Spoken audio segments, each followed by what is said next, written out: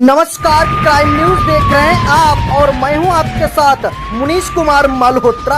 अगले कुछ मिनट तक हम आपको बताएंगे आईबीपी न्यूज पर वह वारदात जिसका सीधे आपसे है सरोकार। पूछेंगे पुलिस प्रशासन से वो सवाल, देना पड़ेगा हर एक जुर्म का जवाब। करेंगे छोटी से छोटी वारदात की गहनता से पड़ताल। तो चलिए शुरू करते हैं खबरों का सरोकार सीधे आईबीपी न्यूज पर।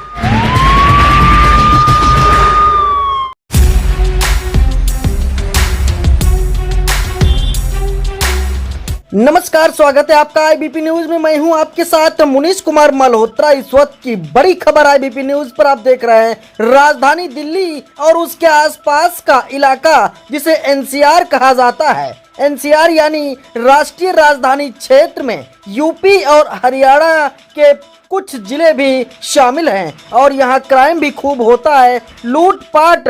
तो लगभग भारत और दूसरी वारदात ऐसी एक वारदात है जो एनसीआर के गाजियाबाद में हुई थी, जहां टाटा स्टील कंपनी के नेशनल बिजनेसमैन हेड विनोद त्यागी को चाकू से मारकर नाली में फेंक दिया गया था। ये हत्या क्यों हुई और कौन निकला मास्टरमाइंड, आइए क्राइम में जानते हैं।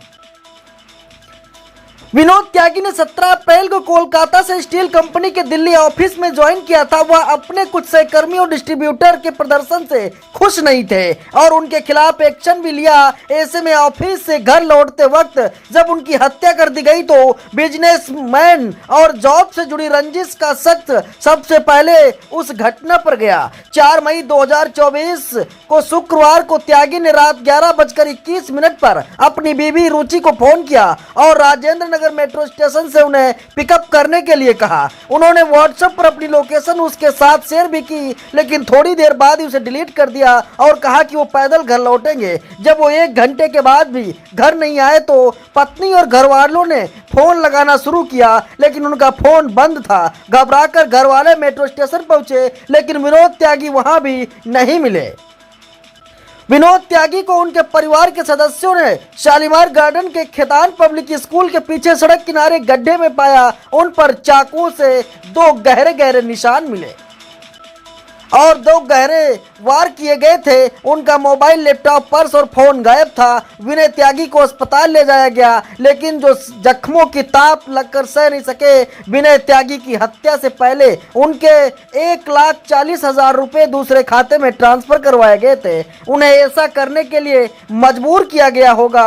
आरोपी ने त्यागी की सिम को करीब 3 मिनट के लिए दूसरे फोन में ट्रांसफर किया था और फिर डिवाइस को बंद कर दिया गया था। टाटा स्टील के नेशनल बिजनेसमैन हेड किस तरीके से हत्या ने सभी को हिला दिया है। गाजियाबाद पुलिस हरकत में आई। इलाके में तमाम सीसीटीवी खंगाले गए। मालूम चला कि एक मोटरसाइकिल पर 3 लोग काफी देर तक एक इलाके में घूमते रहे। इसके अलावा ऑफिस के लोगों से भी बात की गई। कहीं रंजिशन हत्या का मामला तो नहीं था, लेकिन गहन जांच पड़ताल हाल के बाद पता चला कि मामला छिनतई और छिनौती का है। पुलिस ने इस मामले में एक आरोपी की पहचान भी कर ली है। उसका नाम दत्त था। इस मामले में आरोपी दत्त को पकड़ने के लिए जाल बिछाया जा रहा था कि घटना के 1 सप्ताह बाद शुक्रवार 10 मई को सुबह गाजियाबाद के शालीमार गार्डन इलाके में चेकिंग चल रही थी। इसी दौरान 2 मोटरसाइकिल सवार तेजी से भागे। पीछा करने पर पासनाथ की थंदर बिल्डिंग के बंद गेट के पास फिसलकर मोटरसाइकिल गिर गई। पुलिस टीम को आते पीछे देख बदमाशों ने पुलिस पार्टी पर जान से मारने की नियत से फायर कर दिया। पुलिस टीम की ओर से अपनी रक्षा में जवाबी कार्रवाई की गई। पुलिस टीम पर फायरिंग कर रहे बदमाशों में से एक बदमाश गोली लगने से घायल हो गया। दूसरा बदमाश फायरिंग के समय अंधेरे का फायदा उठाकर मौके से फरार हो गया।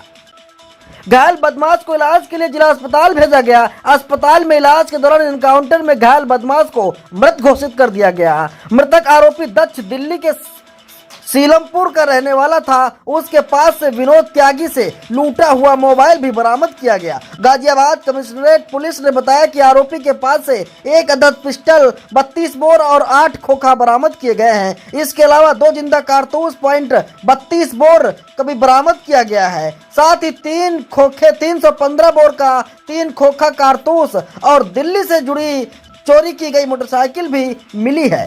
दिनांक 10 मई 2024 को थाना साहिबाबाद क्षेत्र अंतर्गत अरथला क्षेत्र में पुलिस और 2 बाइक सवार बदमाशों में मुठभेड़ की सूचना प्राप्त हुई। इस मुठभेड़ में एक अभियुक्त और एक सब इंस्पेक्टर गंभीर रूप से घायल हुए। उन्हें उपचार हेतु तुरंत ही अस्पताल में भर्ती किया गया। एक बाइक सवार अभियुक्त मौके का और अंधेरे का फायदा उठा के फरार हो गया। उपचार हेतु दाखिल अभियुक्त की उपचार के दौरान मृत्यु हो गई। इसके बारे में अधिक जानकारी करने के बाद उसका नाम अक्की उर्फ दक्ष, जो कि दिल्ली के सीलमपुर एरिया का रहने वाला है, यह प्राप्त हुआ। 4 मई को जो लूट और हत्या की घटना हुई थी शालीमार गार्डन थाना अंतर्गत, उसमें यह मृत अभियुक्त वांछित चल रहा था।